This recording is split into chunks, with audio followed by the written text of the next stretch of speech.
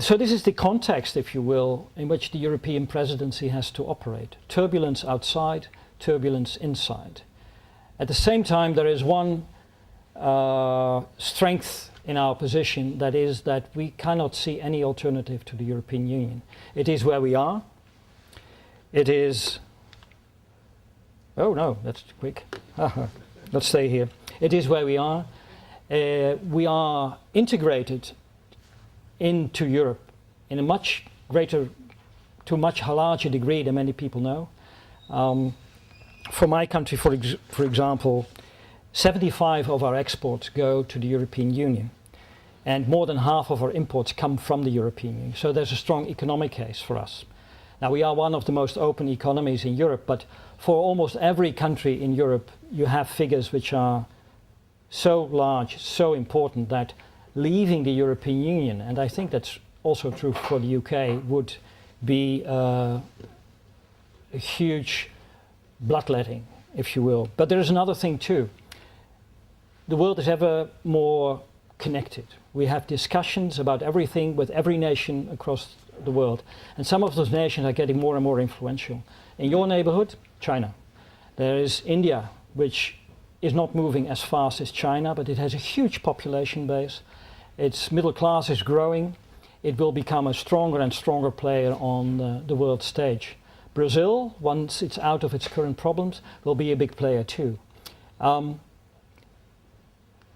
European countries in themselves are actually too small to deal one by one on an individual basis with all those challenges. We need to cooperate from a political point of view, from an economic point of view, but also when it comes to our values: democracy, human rights, freedom of the press.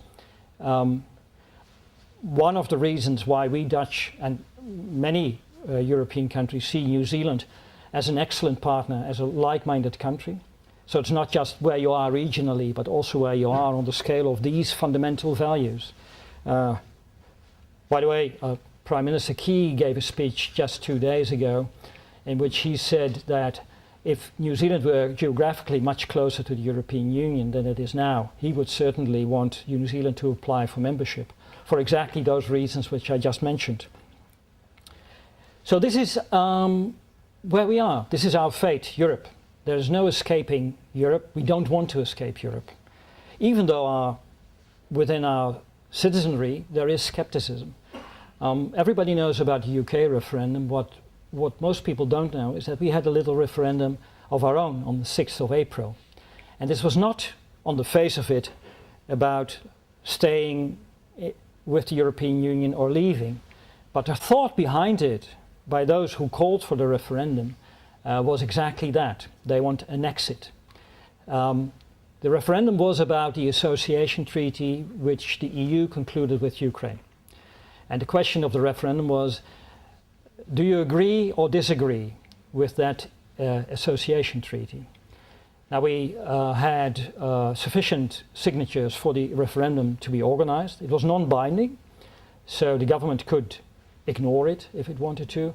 In the end, slightly more than 30% of eligible voters turned up, which was just above the threshold. And of those, 2/3 said, no, we don't want this treaty. So about 20% of Dutch voters said no. Now, you can say that's just 20%. You can say it's a non-binding referendum. So what do you care? But we see it, my government sees it as a political signal which cannot be ignored. So we will be talking with our parliament about next steps, and we will be talking with our European partners about next steps.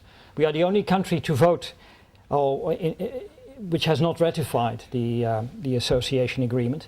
So that will be a fairly tough talk in Brussels, I guess. But it gives an indication of strength of feeling about the European Union.